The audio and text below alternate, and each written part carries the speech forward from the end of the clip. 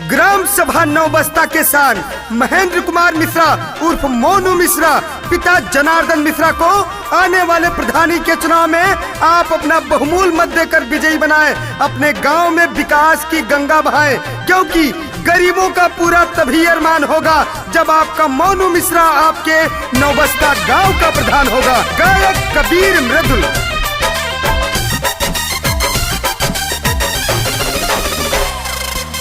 चर्चा बगौआ जवरिया में बस गइल सबके नजरिया में, बस गइल सबके नजरिया में।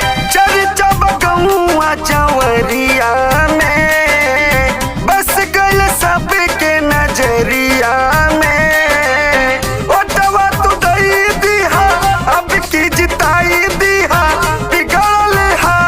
संभाल जाई हो। मोनू मिश्रा जब जीती है चुनौआ ता गौआ के किस्मत बदल जाई हो। काकी मोनू भैया जब जीती है चुनौआ ता गौआ के किस्मत बदल जाई हो।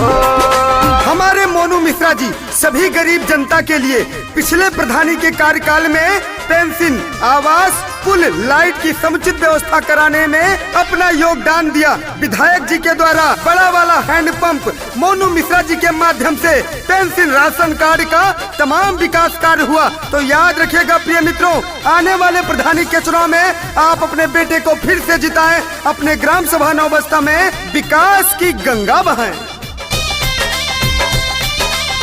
सबके जवानी जिंदगानी बन रही, सुनाए काका दादा बात कही साई, सुनाए काका दादा बात कही साई। दादा सबके जवानी जिंदगानी बन रही, सुनाए काका दादा बात कही साई। इनका के प्यार दिहा, ममता दुलार दिहा, बेटा आगे निकल जाई हो। मोनू मिश्रा जब जीती है चुनौआ ता गौआ के किस्मत बदल जाई हो। काकी मोनू भैया जब जीती है चुनौआ ता गौआ के किस्मत बदल जाई हो। महेंद्र कुमार मिश्रा, मोनू भैया, सनाफ जनार्दन मिश्रा, सौजन्य एवं विधायक आदरणीय प्रेम नारायण पांडे जी के द्वारा ग्राम सभा नौबस्ता में लगभग 5 करोड़ रुपए का विकास कार्य सड़क निर्माण में कराया गया। बालेश्वरगंज मार्ग से धुसवा, निश्चलपुरवा, कोमर, दुबौली में 3.5 किलोमीटर सड़क निर्माण कराया गया। लोहनडीहा से पयागपुर, अहिरनपुरवा, रमचेरापुर मार्ग तक सड़क निर्माण 2 किलोमीटर तक कराया आपके मोनू मिश्रा भैया जी ने।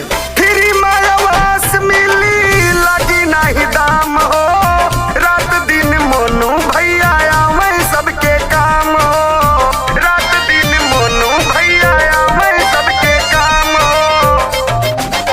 फ्री मायावास मिली लगी नहीं दाम हो, रात दिन महेंद्र मिश्रा आवे सबके काम हो।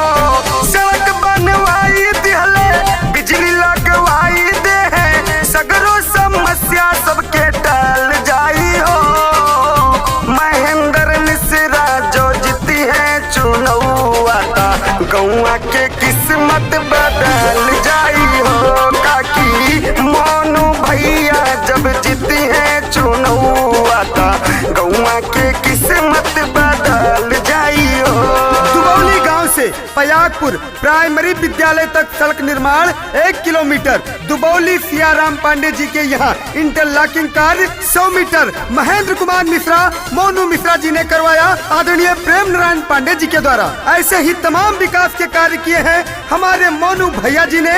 हैंडपंप, पेंशन, आवास, ऐसे तमाम विकास कार्य किए हैं महेंद्र कुमार मिश्रा, मोनू भैया जी ने। जनता के समस्त दुख दर्द में काम आते हैं, सभी को एक समान समझते हैं, सभी सबके दुखों के सहाई मोनू भाई को जिताएं। रविंद्र मिश्र, सुरेंद्र मिश्र, सोनू भैया, अमन, जनार्दन प्रसाद मिश्रा जी को आप अपना अमूल मत देकर अपने ग्राम सभा नौबस्ता में विकास ही विकास लाएं, अपने क्षेत्र में खुशियां लाएं, अपने गांव को प्रगति की ओर ले जाएं।